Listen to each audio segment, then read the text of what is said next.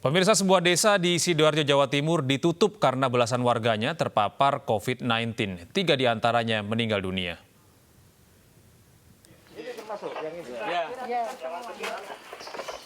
Akses keluar masuk di desa Ketajen Gedangan, Sidoarjo, Jawa Timur ditutup. Warga setempat dilarang keluar rumah jika bukan untuk alasan penting.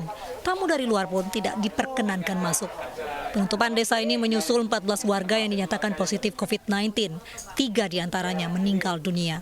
Penyebaran COVID-19 di wilayah ini diduga berasal dari aktivitas pasar. Ya, sebenarnya di desa Ketajen, Kecamatan Gedangan ini boleh dikatakan penyebaran yang berawal dari beberapa keluarga dan penanganannya memang kalau boleh dikatakan agak terlambat. Ada yang MD. Berapa orang dan? 3 orang. Menurut hasil tracing itu ada beberapa hal yang menyebabkan di sini ada beberapa yang terkonfirm dan meninggal. Salah satu diantaranya karena ini dekat pasar juga. Dekat pasar, sehingga mungkin penyebaran itu juga bisa melalui pasar. 9 warga kini dirawat intensif di rumah sakit, sementara sisanya menjalani isolasi mandiri di rumah masing-masing. Dari Sidoarjo, Jawa Timur, Pramono Putra, iNews melaporkan.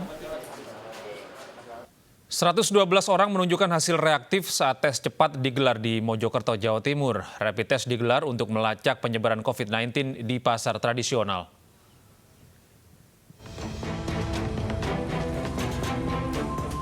Sebanyak 1.792 pedagang dan pembeli menjalani rapid test serentak di 5 pasar tradisional Kabupaten Mojokerto, Jawa Timur. Sedikitnya 112 orang menunjukkan hasil reaktif. 112 pedagang dan pembeli langsung menjalani tes swab di Rumah Sakit Dr. Sukandar, Kabupaten Mojokerto.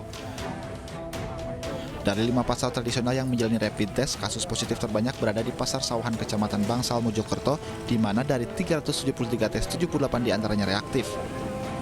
Nantinya kita nunggu hasil swab. Hasil swabnya nanti akan dijadikan pertimbangan untuk bagaimana ke depannya untuk pasar yang utamanya yang sawahan yang banyak tadi. Ini kan juga merupakan sebuah upaya dalam rangka melandaikan kurva yang di Mojokerto ini konfirmnya luar biasa meningkat akhir-akhir ini.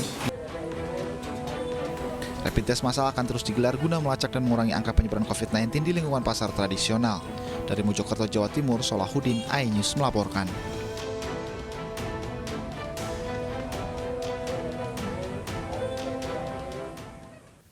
Sementara itu di Kota Malang, 2 minggu setelah pemerintah Kota Malang mencabut PSBB, jumlah pasien COVID-19 terus bertambah.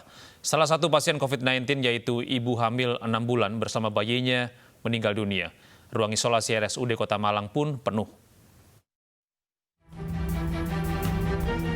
Jumlah pasien positif COVID-19 di Kota Malang, Jawa Timur terus meningkat. Total sudah 9 orang positif, 1 diantaranya ibu hamil yang dimakamkan di TPU Samaan Kota Malang Kamis siang kemarin. RSUD Kota Malang yang menjadi rumah sakit rujukan pasien isolasi COVID-19 pun penuh. Bertambahnya jumlah pasien dan munculnya kasus-kasus temuan baru, termasuk klaster keluarga di kawasan Mergosono, Kedung Kandang, Kota Malang, adalah konsekuensi saat tindakan tracking yang dilanjutkan dengan swab terus dilakukan secara masif.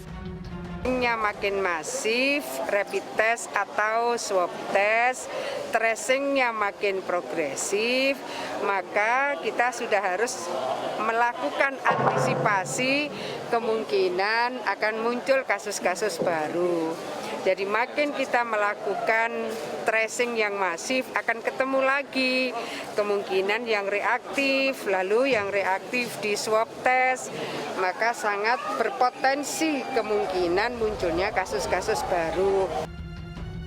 Data COVID-19 Kota Malang pertanggal 18 Juni tercatat pasien positif COVID-19 sebanyak 126 orang, meninggal dunia 9 orang, sembuh 42 orang, dan pasien dalam perawatan sebanyak 75 orang. Jumlah ini mengalami peningkatan sebanyak 15 orang dari hari sebelumnya, di mana tanggal 17 Juni, total pasien positif mencapai 111 orang. Dari Malang, Jawa Timur, Denny Irwansyah, iNews melaporkan. Panglima TNI dan Kapolri menggelar rapat internal bersama Gubernur Jawa Timur Khofifah Indar Parawansa terkait penanganan dan pencegahan COVID-19 di Provinsi Jawa Timur. Panglima TNI mengimbau masyarakat Jawa Timur untuk lebih disiplin menjalani protokol kesehatan.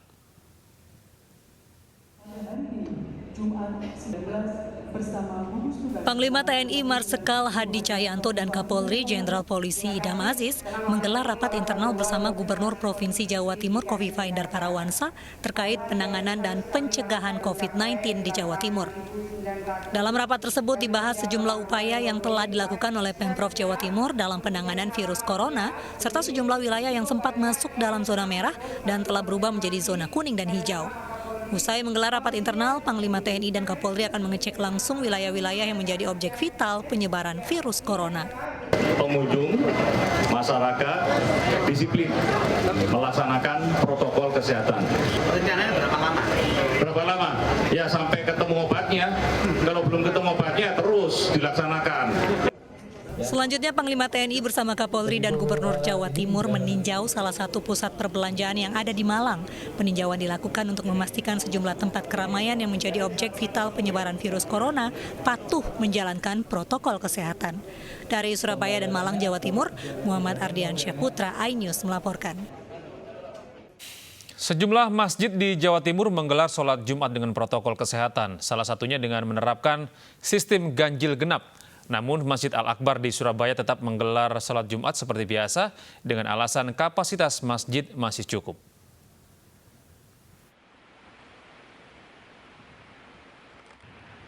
Meski jumlah pasien positif COVID-19 di Jawa Timur masih terus meningkat, namun masyarakat sudah melaksanakan salat Jumat dengan mengikuti protokol kesehatan.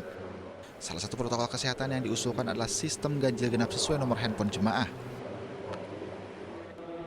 Namun masih banyak masjid yang tidak menerapkan sistem ganjil genap, salah satunya Masjid Al-Akbar Surabaya. Pihak masjid beralasan kapasitas masjid masih mencukupi. Saya tidak menerapkan sistem ganjil genap dalam pelaksanaan sholat Jumat. Insya Allah kapasitas Masjid Al-Akbar Surabaya masih mencukupi dengan tetap menerapkan 14 protokol kesehatan yang sudah kami tetapkan. Meski demikian, gagasan DMI untuk menerapkan ganjil genap adalah gagasan alternatif dan bisa diterapkan sesuai dengan ketetapan atau kemampuan masing-masing masjid. Pihak masjid tetap menerapkan protokol kesehatan yang lain secara ketat, yakni dengan penyemprotan disinfektan 5 kali dalam sehari. Jemaah yang datang juga harus mencuci tangan, pakai masker serta diperiksa suhu tubuh. Dari Surabaya, Jawa Timur, Rahmat Ilyasan, iNews melaporkan.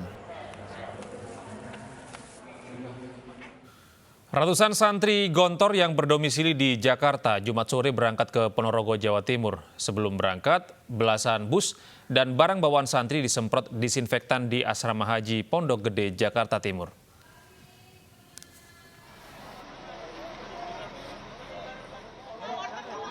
Empat 400 santri Gontor yang berdomisili di Jakarta berangkat ke Ponorogo dari Asrama Haji Pondok Gede. Ratusan santri diperbolehkan ke pesantren Gontor setelah terima surat keterangan sehat atau bebas dari virus corona. Sebelum berangkat, para santri dan barang bawaan mereka dilakukan proses disinfeksi. Jumlah penumpang bus untuk para santri juga dibatasi jumlahnya. Sementara itu, ratusan santri asal Kabupaten Sidoarjo, Jawa Timur mengikuti rapid test tahap 2 menjelang kembali mondok di pesantren Siluar, Sidoarjo. Hal ini dilakukan untuk mendapatkan surat keterangan sehat terbebas dari virus COVID-19. Para santri juga akan diberikan edukasi oleh dokter terkait protokol kesehatan agar nantinya bisa memberikan edukasi kepada santri yang lain saat berada di pondok pesantren. Jadi ini alhamdulillah ini rapid yang kedua, yang pertama sudah dilaksanakan tanggal 16 kemarin, ini dilaksanakan tanggal 19 hari ini setelah Jumatan, kita mulai jam 1. Ini rapid untuk santri-santri yang ada di wilayah Sidoarjo untuk kembali ke pondok pesantren masing-masing di luar wilayah Sidoarjo. Kami bekali rapid, ini rencana berangkat kalau ada yang besok, ada yang lusa. Ini kita bekali rapid sekaligus edukasi yang paling penting. Biar mereka sebagai agent protokol kesehatan di pondok pesantrennya masing-masing. Jika dalam rapid test tahap 2 ini ada yang reaktif virus corona, mereka dilarang untuk pulang dan langsung dilakukan tes swab guna memastikan terpapar virus COVID-19 atau tidak. Tim Liputan dan kontributor iNews melaporkan. Sementara itu pemirsa, Gubernur Jawa Timur Khofifah Indar Parawansa meninjau kesiapan Pondok Pesantren Tebu Ireng di Jombang jelang pelaksanaan kegiatan santri di era new normal. Sementara itu Menteri Agama memastikan pengurus pesantren harus menerapkan protokol kesehatan ketat kepada para santri selama berkegiatan di pesantren.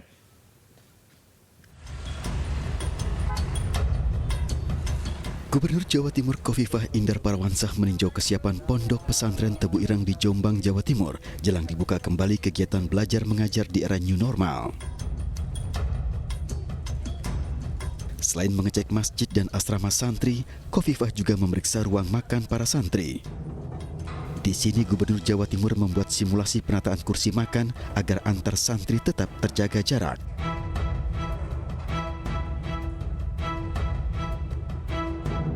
Rencananya Pondok Pesantren Tebu Ireng akan mendatangkan para santrinya pada akhir bulan ini.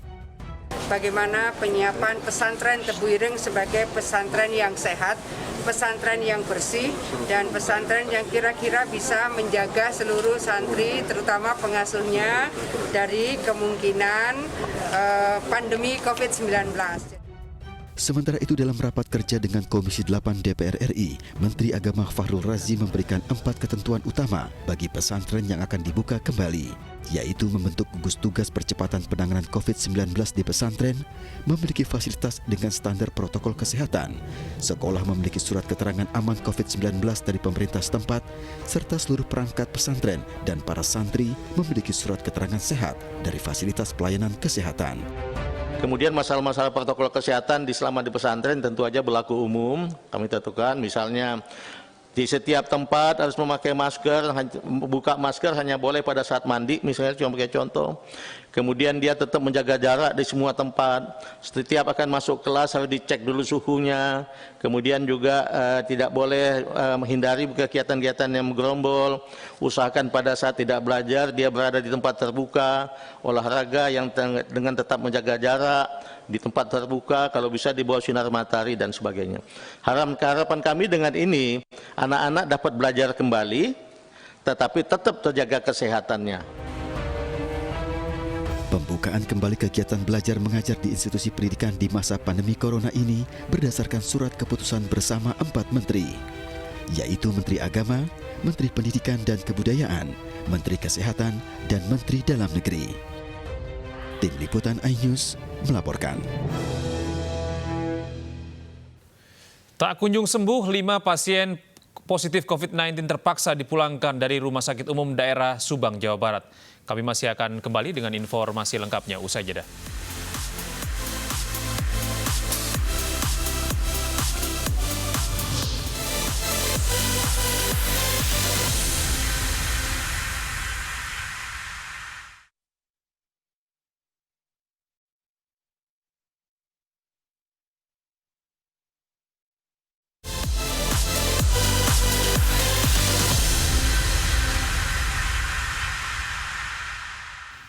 Akibat tak kunjung sembuh, 5 pasien positif COVID-19 terpaksa dipulangkan dari Rumah Sakit Umum Daerah Subang, Jawa Barat. Padahal mereka sudah 5 bulan menjalani perawatan di rumah sakit ini.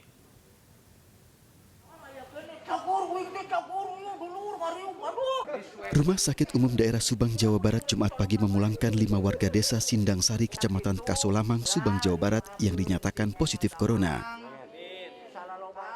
Pemulangan 5 pasien oleh pihak rumah sakit ini lantaran tak kunjung sembuh usai menjalani isolasi selama 2 bulan. Selain ke-5 pasien, 1 pasien lainnya juga dipulangkan setelah dinyatakan sembuh. Tim gugus tugas percepatan penanganan COVID-19 tempat mengaku pasien yang pulangkan akan diisolasi di rumahnya masing-masing dengan pemantauan petugas kesehatan dari puskesmas setempat. Mereka sudah dirawat 2 bulan, mungkin dari aspek psikologis mudah-mudahan dengan isolasi ini ya mereka merasa ada di lingkungannya, menambah imun pemikirannya, kemudian bisa melihat kampung halamannya, ini menjadi obat tersendiri bagi si pasien. Selama menjalani isolasi di RSUD Subang, ke-5 pasien telah 8 kali di swab tes dengan hasil positif. Hingga kini masih terdapat 62 orang warga Subang yang terkonfirmasi positif corona, 27 sembuh, 3 orang meninggal dunia. Dari Subang, Jawa Barat, Yudi Heriawan, iNews melaporkan.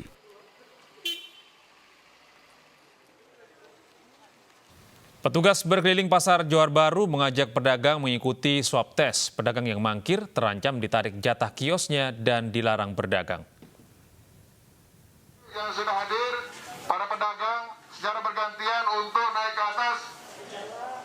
Petugas gabungan harus beberapa kali berkeliling pasar Johar Baru, Jakarta untuk mengajak pedagang mengikuti swab tes. Dari 125 pedagang yang terdaftar, terdapat 91 pedagang yang mengikuti swab tes. Swab tes rutin dilakukan di pasar-pasar tradisional untuk melacak serta mencegah penularan corona. Ikut tadi barusan, baru aja selesai. Ya penting lah, biar tahu kondisi kesehatan juga. Bagi pedagang yang mangkir mengikuti swab tes, pengelola pasar akan memberikan sanksi tegas. Dan apabila ada pedagang yang tidak bersedia di swab, itu ada sanksi yang dikeluarkan oleh kepala pasar bahwa yang bersangkutan tidak boleh berdagang lagi. Pedagang yang hasil swab tesnya reaktif akan dijemput petugas gugus tugas untuk dibawa ke Rumah Sakit Darurat Wisma Atlet Kemayoran. Dari Jakarta, Rani Sanjaya, iNews melaporkan. Ratusan warga Keramat Senen, Jakarta Pusat mendatangi kantor lurah menolak adanya rapid test massal. Warga meminta pelaksanaan rapid test harus disosialisasikan terlebih dahulu agar tidak menimbulkan kepanikan.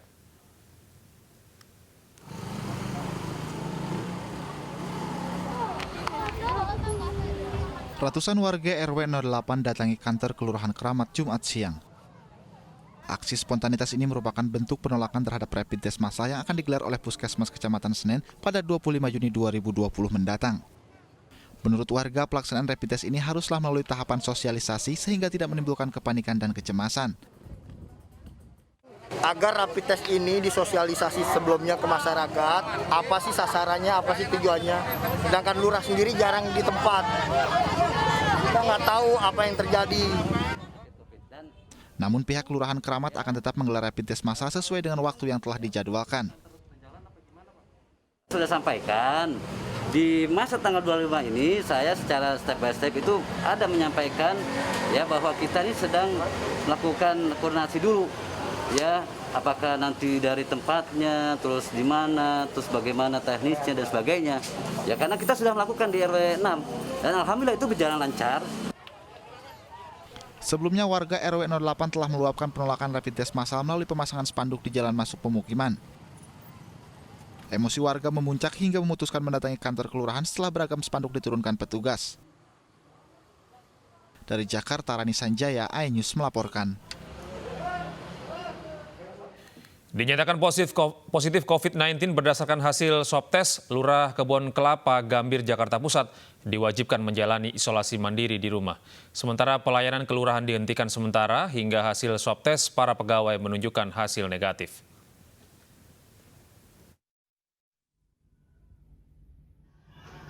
Kantor Kelurahan Kebon Kelapa, Gambir, Jakarta Pusat Jumat siang terlihat sepi dari aktivitas. Unit pelayanan satu pintu di kantor kelurahan dihentikan sementara setelah Lurah Kebon Kelapa Nurbin Tumbur Togar positif COVID-19 berdasarkan hasil uji swab. Meski dihentikan, namun pihak kelurahan masih melayani urusan yang bersifat darurat seperti urusan kematian warga. Ya, karena kan kemarin itu Pak Lurah positif ya dari hasil swabnya. Jadi kebijakan pimpinan di atas untuk hari ini pelayanan kita pindahkan ke Kelurahan Kutoji Utara untuk pelayanan PKSP. Untuk Dukcapil masih ada, tapi mungkin memang untuk yang khusus-khusus aja gitu. Kalau untuk pelayanan kelurahan kita ada standby di sini. Jadi kalau misalnya ada pelayanan seperti kematian masih tetap dilayani, tapi yang sifatnya urgent mungkin ya. Urgent, hanya urgent. Agar tidak menular ke pegawai lainnya, Lurah Kebon Kelapa harus jalani isolasi mandiri di rumah selama 14 hari. Sementara pegawai lain telah jalani uji swab dan tinggal menunggu hasil. Dari Jakarta, Rani Sanjaya, iNews melaporkan. Pemirsa, pemerintah Kota Tangerang, Banten menggelar rapid test terhadap warga yang berada di zona merah. Terdapat 6 klaster penyebaran COVID-19 di Kelurahan Kreo Selatan.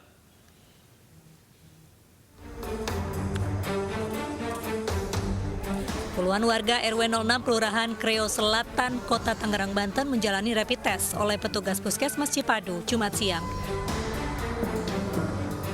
Sasaran pemeriksaan ini adalah warga yang berada di sekitar rumah pasien yang terinfeksi serta warga yang pernah kontak erat dengan pasien COVID-19.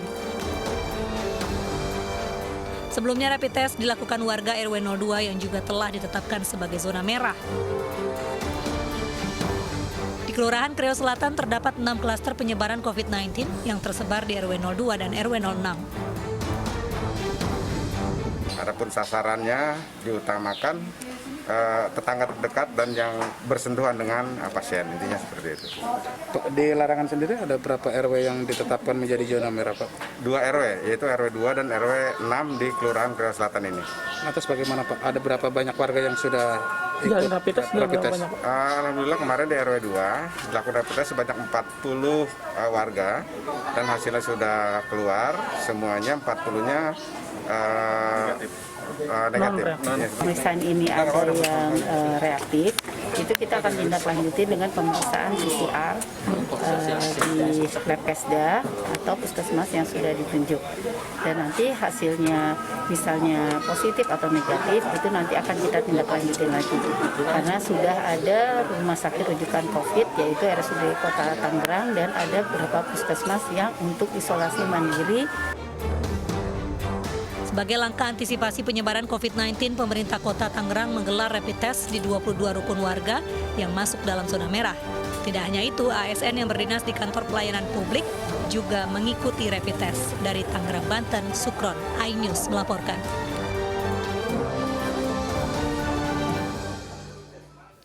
Pemirsa, Badan Pembangunan PBB UNDP menyerahkan bantuan 500.000 masker medis untuk para tenaga kesehatan di seluruh Indonesia. Bantuan diterima oleh BNPB dan Kementerian Luar Negeri.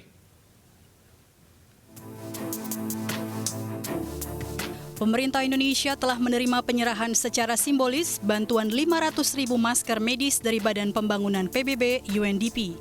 Bantuan ini merupakan sebagian dari program UNDP untuk penanggulangan pandemi COVID-19 di Indonesia. Bantuan diserahkan kepada Kementerian Luar Negeri dan Badan Penanggulangan Bencana Nasional BNPB pada Jumat siang. Selain masker medis, UNDP bersama Organisasi Kesehatan Dunia WHO dan Lembaga Migrasi Internasional IOM juga telah mengirimkan gelombang pertama paket bantuan ventilator ke Indonesia. Bantuan masker senilai $168.000 Amerika atau sekitar 2,4 miliar rupiah tiba di Indonesia atas koordinasi KBRI Beijing dan kantor perwakilan UNDP di Cina. Masker medis tersebut akan didistribusikan oleh Kemlu dan BNPB kepada tenaga kesehatan di seluruh Indonesia dalam rangka penanggulangan pandemi COVID-19. Ya pemirsa, mari kita dukung para pejuang kemanusiaan dengan peduli melawan penyebaran virus corona. Bantuan bisa disalurkan melalui rekening yang tertera di layar televisi Anda.